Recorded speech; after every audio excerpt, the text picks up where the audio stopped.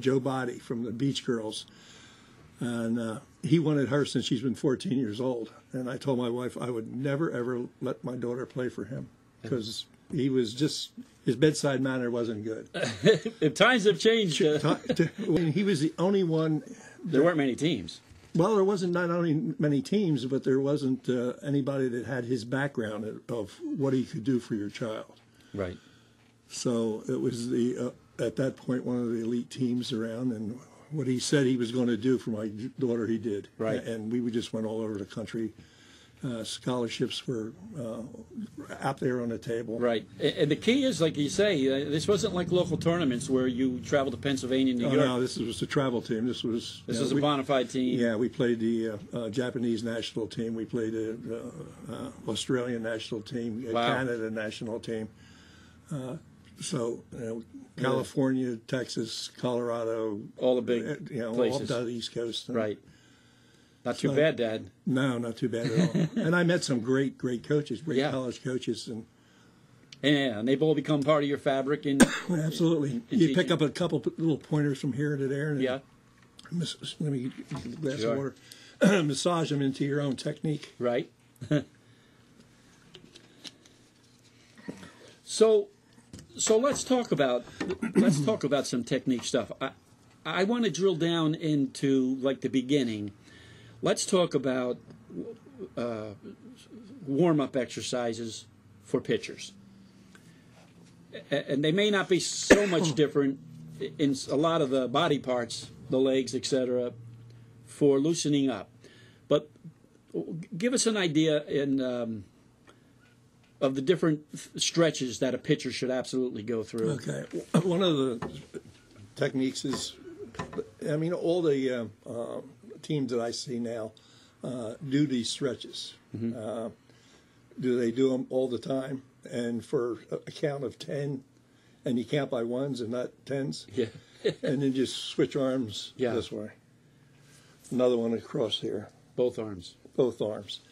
This I don't recommend. You see this a lot. Right. Pulling back and stretching the tendons in there. I mean, for a child, I mean, this is not a very strong point. In fact, on anybody. Right. You don't want to stretch those tendons. Right. So I don't recommend doing that at all. No, right. A lot of the stretches they do in phys ed, if they have phys ed, down on the ground doing butterflies, what they call figure 4, reaching down and grabbing their ankle. Right. All the stretches for the legs. All the stretches for the legs. Hamstrings. Hamstrings are really important. And a pretty good one for that is by just standing up straight, cross the leg, and then just bending over. Mm-hmm. And that'll stretch out the hamstrings as well. And the butt, because I know from a couple of medical people that from the back of your knee to about the middle of your back absolutely are the components, critical area to stretch. Absolutely. And most people don't do it at all. Maybe That's they why do everybody's got lower leg. back problems. Right. So, I mean, I have techniques for people who have a tight back. Mm-hmm. I learned that from a gentleman that was taught the military academy, West Point. Mm-hmm. He was chartered with trying to fix the problem of people dropping out of West Point with back problems. Right. So he developed this stretch, and I went to a clinic and happened to see him do that. Yeah. And he was selling some kind of apparatus to hold your body in the right position. Right. But I was talking to him. He said, you really don't need that. That's why he's making his money. But he could stretch out that lower hamstring and really helps out that back. That's really important. It's huge. That lower back. Oh, yeah. Especially if you're going to be pitching. So, and I'm going to, before we actually get into some of the pitching stuff, so I'm now stretched out, whether I'm bringing my arms across, I'm bringing them down. Well, once you bring your arm across, it should be straight and not like this. Straight across. Straight across. But also down like this, or well, I'm trying to get it up here. Stretch everything.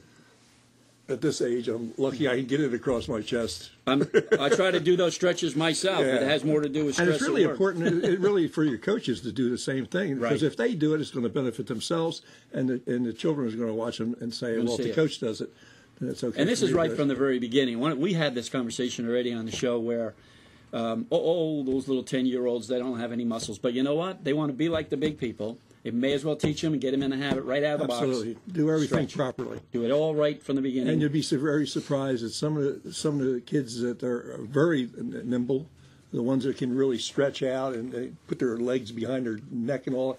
Everybody think that's great, but when they get older, that's detrimental because they don't have any muscle mass to hold up their joints in place. Right, and that is, the body isn't made to do that. That's right. So when you do all your stretches, you got to make sure that's the way the body works. Right. Right. I see people stretching their legs out with, I don't know what they call it, but they're on their knees and all of a sudden they're that chicken wing and they lay back, but their legs out the side. Your knees are not made to do that. To do that, right. So that's not a good exercise. Yeah. Anything with any pain out of the question. Oh, pain is God's way of saying something ain't right. Right. Stop. So I'm all stretched out. Let's go to, before we get into practice, if you will. There's a lot of, I think this is important because this is important for all the parents out there, because I've seen so many kids show up to softball fields, and I know that my daughter went to Steve for 10 years, for as long as she pitched. And based on you telling me, and you only had to say it once, don't go buying weighted balls. Don't go buying these things that are heavy. No. So, I did this in the early years because I saw it done. Right. But that's a very bad thing to do. And it's kind of the same reason you talked about stretching in such a manner that your body's not made to stretch.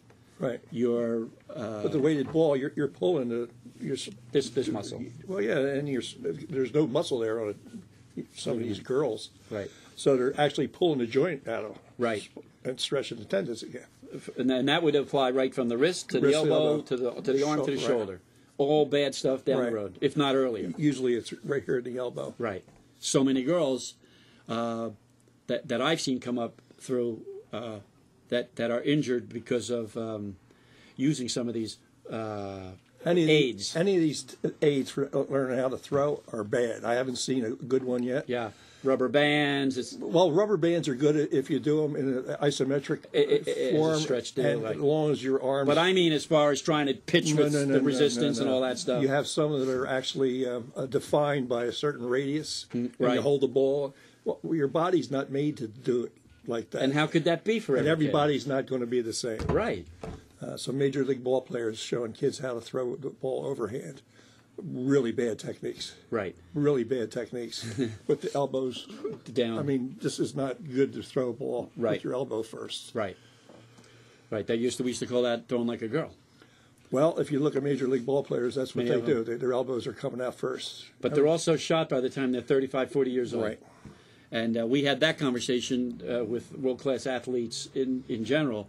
The body's not even made to be a marathon. And the other thing is how you hold the ball in relationship to where your feet are. Right. When it goes over your head to throw. Right. Oh, body weight and. Well, it's just by turning your wrist has an effect on your shoulder. Right.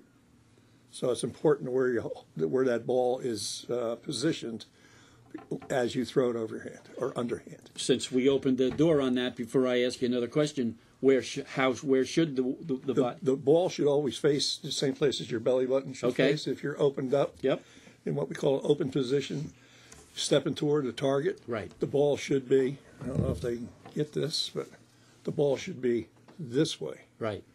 And not this way. Right. Or not this way. Right. If I'm throwing to you. Right. It should be like this. Right.